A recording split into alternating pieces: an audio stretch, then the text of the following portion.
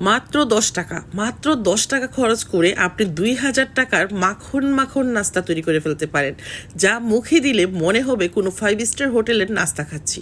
সকাল বিকেলের এই তুলতুলে মাখন নাস্তা কিভাবে তৈরি করবেন মাত্র 10 টাকা খরচ করে, চলুন আর দেরি না করে রেসিপি দেখাই। তার আগে আপনাদেরকে একটু মাখন মাখন নাস্তাটা ছিঁড়ে দেখাই।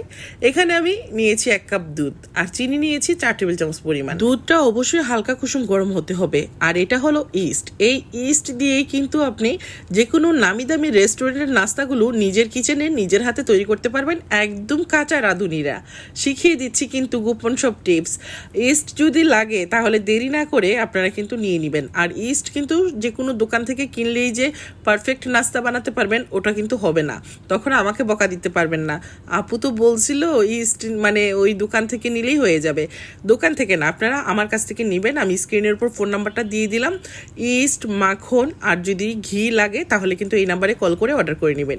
এই দেখুন মাখনটা কতটা পিওর। এটা আমার নিজের হাতে তৈরি করা গরুর দুধের সর থেকে মাখন। এই মাখনটা কিন্তু যে কোনো পাউরুটির সঙ্গে বেশ ভালো জমে। এই তো নাম্বারটা দিয়ে দিলাম, এই নাম্বারেই কল করবেন।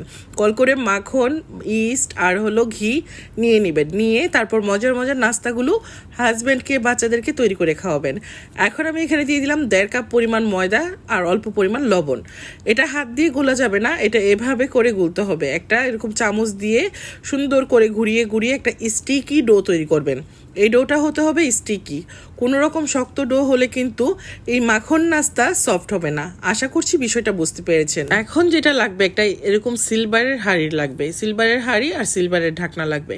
এরকম সিলভারের হাঁড়ি, সিলভারের ঢাকনাটাকে আমি চুলার আঁচটা লো হিটে করে বসিয়ে রাখলাম। এতে করে ভিতর থেকে প্রিহিটেড হতে থাকবে, মানে গরম হতে থাকবে। আর এই তো আমি হাত দিয়ে দেখিয়ে দিচ্ছি কতটা স্টিকি। এটা হাত দিয়ে ধরলে হাতে লেগে যাবে, তাই কিন্তু এরকম চামচ দিয়েই আপনাদের এটা করতে হবে।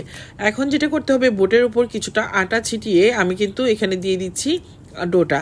আর এই ডোয়ের উপরেও কিছুটা আটা এভাবে ছিটিয়ে দিতে হবে। হাত দিয়ে আলতো আলতো হাতে চেপে চেপে একটা বড় রুটির মতো করে নিচ্ছি। এই বিষয়টা আসলে দেখে বুঝতে হবে।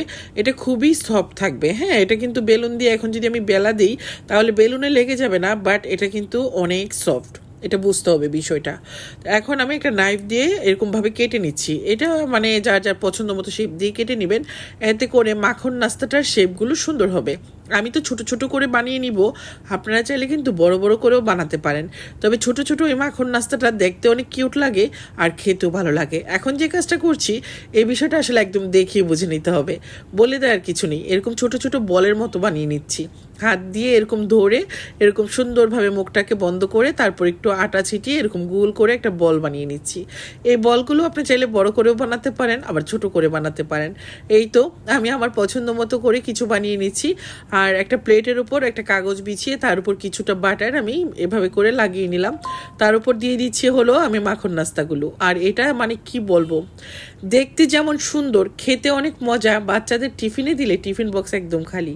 আর সকাল বিকেলের নাস্তা যখন বানাবেন পরিবারের সবাই আপনার বক্ত হয়ে যাবে। কিন্তু অনেকে ভাবতে পারেন আপু অনেক বকবক করে। আসলে কি আপনাদেরকে বোঝাতে গেলে আমার একটু বকবক করতে হয়। আমার অনেক আপুরা আছে যারা নতুন নতুন রান্না শিখে, তাদেরকে আমি একদম মন খুলে বোঝাতে চাই। কারণ ইনবক্সে আমাকে নক দেয়, আপু তোমার কাছে রান্না শিখতে চাই। রান্নাটা আমি সেই জন্য রেসিপিতেই বলে দিতে চাই। উপরে কি ব্রাশ করলাম অনেকের মনে প্রশ্ন। এটা হলো দুধ, লিকুইড দুধ। এর উপর ব্রাশ করে এখন আমি চুলার মধ্যে বসিয়ে দিলাম ঠিক ঘড়ি ধরে 40 মিনিটের জন্য। 40 মিনিট পর ফিরে এলাম। দেখে হয়তো বুঝতে পারছেন আমার নাস্তাটা মাশাল্লাহ কত সুন্দর হয়েছে। এখন উপর থেকে বাটার ব্রাশ করে দিচ্ছি। বাটার ব্রাশ করার পরপরই আপনারা চাইলে এখানে মানে গুঁড়া দুধটাকে কিন্তু দিয়ে দিতে পারেন ছিটিয়ে। একটা চালনিতে করে চেলে চেলে উপরে দিয়ে দিবেন, এতে করে টেস্টটা অনেক ভালো আসবে। অথবা চিনিটাকে গুঁড়া করে এর উপরে দিতে পারেন, এতে করেও টেস্টি হবে। আমি যেহেতু রেসিপিটা করছি আপনাদেরকে ফুল বোঝানোর জন্য কোনো কিছুই দিচ্ছি না, এখন জাস্ট ছিঁড়ে ছিঁড়ে দেখাবো। কি কেমন লাগছে? অনেক লোভনীয় না? তুলুর মতো পাতলা একদমই, মানে এভাবে টানবেন আর একদম তুলুর মতো, মানে তুলু যেভাবে বাতাসে উড়ে উড়ে আসে ঠিক এভাবে উড়ে উড়ে আসবে। এই তো দেখে হয়তো বুঝতে পারছেন। ভিতরটা দেখুন, মানে কি বলবো, বড় বড় রেস্টুরেন্টে যেই মানে বানগুলো তৈরি করে সেই রেস্টুরেন্টের বানকে হার মানাবে যদি আপনি সেম রেসিপিটা ঘরে তৈরি করেন। সবাইকে ছোট্ট একটা রিকোয়েস্ট করবো, প্লিজ ভিডিওটা বেশি বেশি করে শেয়ার করবেন, এতে করে যারা নতুন রাঁধুনি আপু তারা দেখে নিতে পারবে। ভালো থাকবেন সবাই।